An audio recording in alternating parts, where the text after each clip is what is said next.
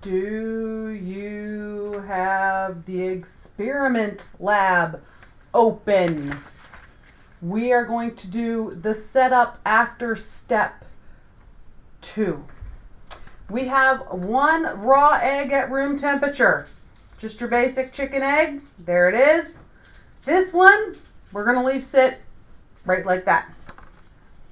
The next one is your basic chicken egg, the same as cup 2, except this one we're going to add vinegar to, which is what I did to the other eggs.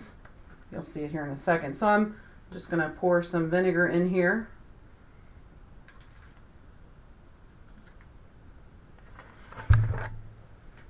Going to try and hold this up to the camera.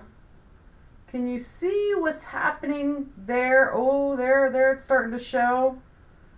Can you see what's going on there? Let me see if I can turn around this way. This side's pretty active too.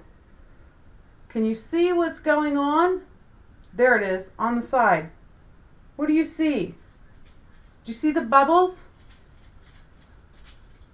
Does anybody know what it means when something bubbles like this? This, ladies and gentlemen, means that there is a chemical reaction occurring on the surface of that egg. We're going to talk more about chemical reactions next week, but there's a chemical reaction occurring on the surface of the egg. The acid in the vinegar is starting to dissolve the egg shell. So we have a chemical reaction occurring in cup 2 with the egg and the vinegar. Now, as I showed in steps 1 and 2, we've removed the shell from this egg. This will be cup 3, and this is an egg that we're going to have the shell removed. It's prepared with the shell removed, and we're going to leave it exposed to the air. Now, folks, remember, inside the eggshell is a membrane, and that's what we're seeing here. We've removed the eggshell and left this membrane. We're going to find that that membrane is much like a cell membrane on a cell, that it's semi-permeable. It allows some things in, allows some things out, doesn't allow everything in, doesn't allow everything out. So cup 3 will be exposed to the air. Cup 4 is going to be, again, a prepared egg with the shell removed. It's going to have water in it, about that much, and it's going to have food coloring in it. Now I want you to watch as I demonstrate what happens to the food coloring. I'm going to put the food coloring in. I'm going to try and be as still as possible.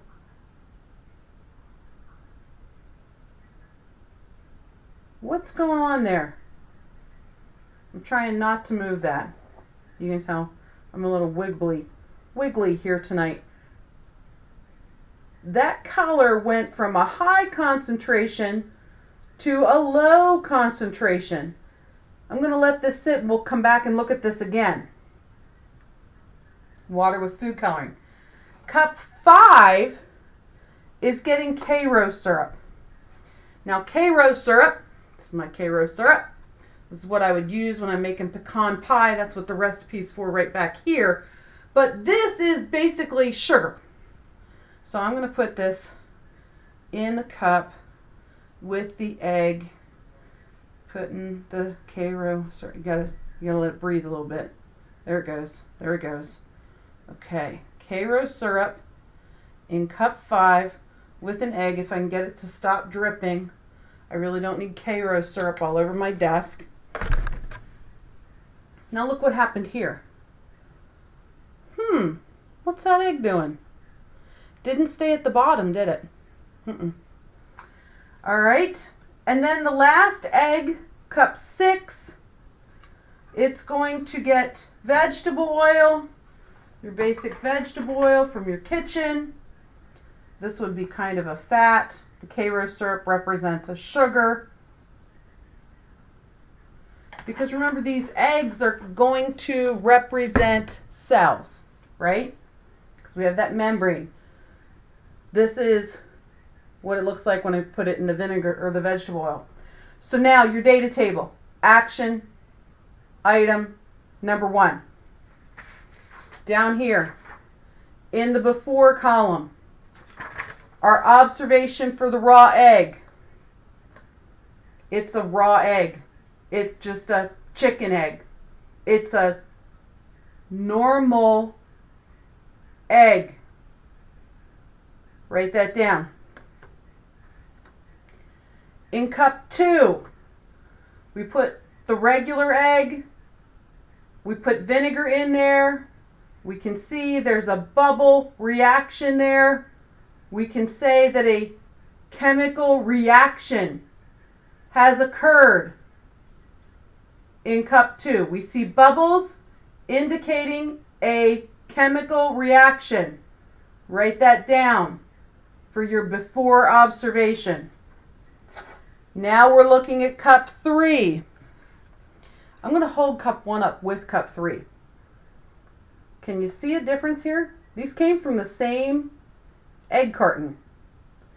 So we've had some fluid added to this egg, right? Remember, it was soaked in vinegar, like here in cup 2. All right.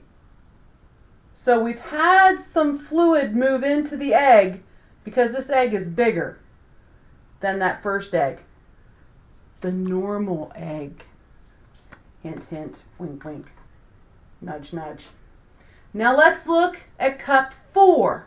Remember, I dropped the food coloring in this one. What is happening to that food coloring? Is it staying in one location where the food coloring went dropped in, or did it spread out through the cup? I'm going to show you this other side. So the coloring has spread out through the water in the cup. Write that down. We are on cup 4 now. Karo syrup. What's that egg doing in that sugar? It's floating. If I show you, again, the one in the water, is that one floating? Definitely not. So we have this egg is floating in that sugar syrup. And finally, document now, is that egg floating in the vinegar oil or in the vegetable oil? Vinegar oil, no, it's not salad dressing. In the vegetable oil, is it floating? No, I don't think so. Does it look kind of different? Does it look kind of clouded in the vegetable oil? I think it looks a little cloudy too. Ladies and gentlemen, that's our setup. You should have the before section completed from this video. If you need help with parts of the experiment, you were told to get out, open up these notes from the beginning of the year. If you're a new student, you definitely want to open these notes and you want to look at page 2 of these notes. This is where these items are defined that you're going to be asked to complete in the action item 2 in just a few moments. I hope you like that. We're going to look at this stuff again next Wednesday.